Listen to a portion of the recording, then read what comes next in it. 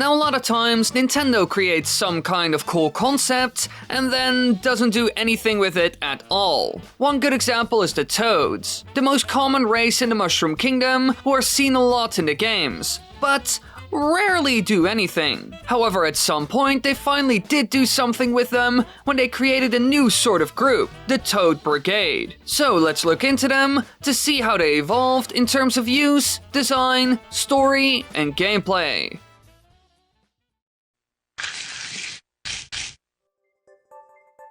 Now, back in the day, Nintendo did almost nothing with the Toads. Usually, they are just story stand-ins. For example, in the first Super Mario Bros. Game, they are found at the end of castles and tell you to go somewhere else. Again. But first, ad time. You know it, I know it, everyone knows it, Raid Shadow Legends. But Wily, I don't care. No! You do not see the lights, my child. Let me explain. There are over 500 champions, PvP modes, raids, a whole campaign, and more. There's a lot to do, and you can create any type of team that you want. And in order to really make you understand that, I will show off one champion that's quite unique. The Occult Brawler. A champion that benefits from getting debuffed, because one of his skills gets better the more debuffs he has. With 3 or more, it's a guaranteed critical hit, and with 5 or more, he actually gets an extra turn. And you can combine this with others to create something really cool. And this month, they are releasing a bunch of new epic and legendary champions. Aside from that, they also released the second rotation of the Doom Tower, which means that there are new rewards and gear to get, along with 2 brand new bosses. Now, if you want to give the game a shot, I'm here to help. Just hit the link in the description or scan the QR code right here. And if you're a new player, you'll get your free Epic Champion Juton, 100k silver, 50 gems, and 3 ancient shards, so you can summon more champions right away. Now you will find your extra rewards here in your inbox for the next 30 days only. So just click the link in the description, and I'll see you in the game. Now, let's continue the video.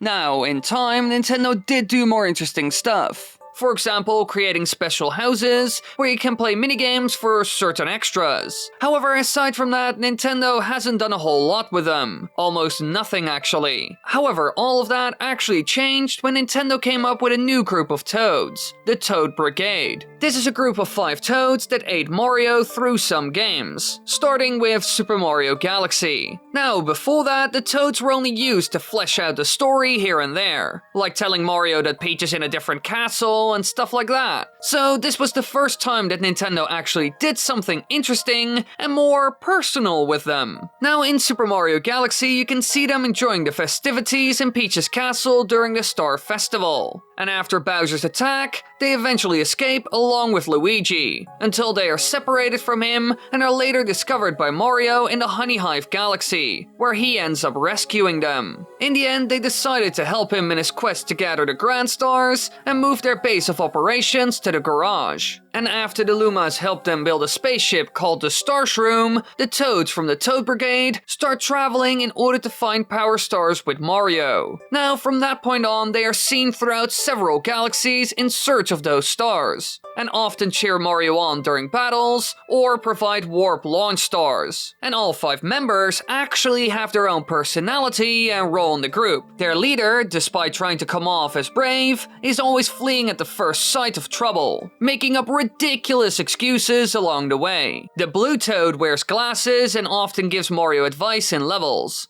The yellow one is very lazy and happy-go-lucky, and is either sleeping or spinning around in circles. The green Toad carries a pickaxe and often sings songs while digging with it, and the purple Toad is the male Toad, giving Mario letters from Peach and Luigi. Aside from that, he also enjoys snorkeling, and can often be found underwater or with a snorkel mask, which is a bit random, but apparently he enjoys it. So clearly all of them have a distinct character and role in the super special Toad Brigade, which makes them a lot more fun, to be honest. And you can actually tell them apart aside from their color. And this was the first time ever where Nintendo actually introduced new Toads with an idea behind them, instead of just being simple story stand-ins. Now, aside from just being fun and interesting characters, they give the game some more flavor. And they also help you. They provide you with a lot of stuff, like your mail, which can give you 1-ups, handy hints, and they also help you advance in levels. Heck, sometimes they even collect collected the star already and just give it to you. So while they are not the most complex characters, they still add something nice to the game. And this was only the beginning. Now normally Nintendo uses a group like this once, and then dumps them right away. You know, they were fun and fitting in the first Galaxy game, but after that, they were done with it all. We saw this in Super Mario Sunshine, for example. In this game, you had the Piantas, who played a big role in the game, but after that title, they were never really seen again. Only once in Super Mario Galaxy 2,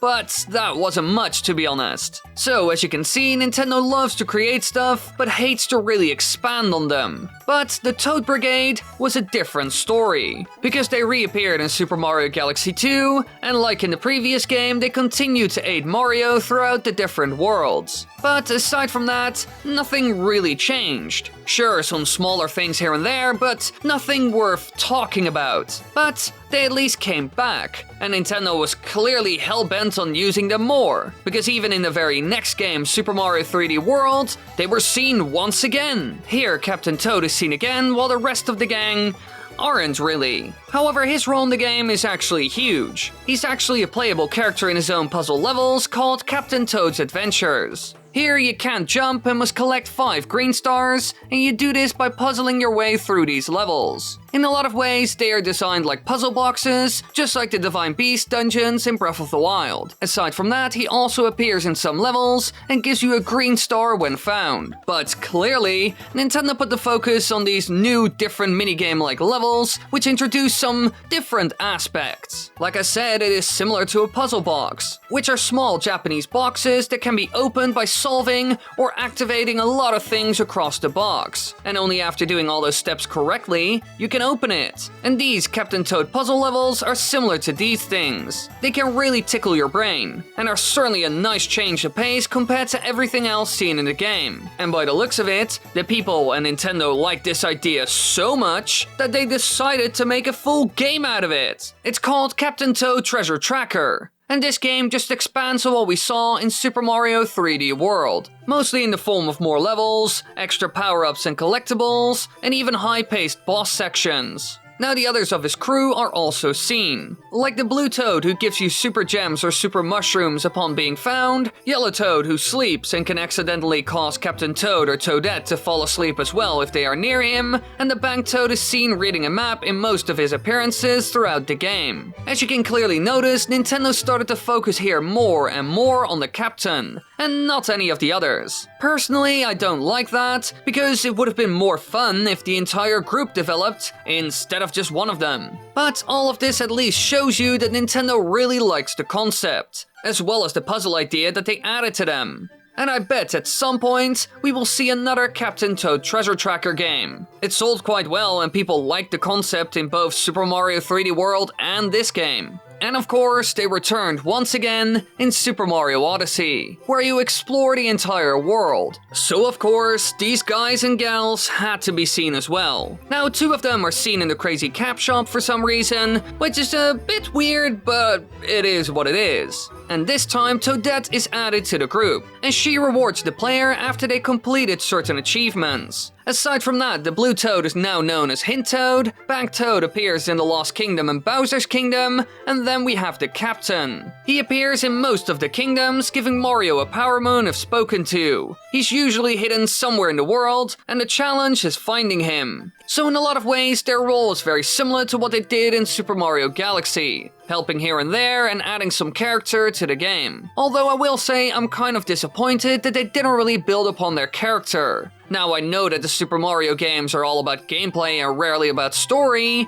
but still it would have been fun to include these guys more in the story and the game as well. For example, it would have been cool if Captain Toad was found on the Lost Island and helped Mario navigate it all while explaining his foundings on the island. But Nintendo rarely does stuff like that, even though it would have been a fun addition. Now at this point, it's clear that Nintendo likes to add them to Super Mario titles, acting as some sort of companions, helpers, and Easter eggs. So of course they also appear in a new small expansion called Bowser's Fury, which they released together with the Super Mario 3D World port. Now they, alongside Toadette, appear in the game's campaign. though only after the main story is completed. Near First Step Island, Toadette can be seen and asks Mario and Bowser Jr. to find the other members of the group. So again, this is kind of an Easter egg and a mission in one. You need to collect all the others who are hidden across the world. Clearly their roles in the games are kind of the same, always adding some character, Easter eggs and assistance. They are supporting characters, which the Toads have always been,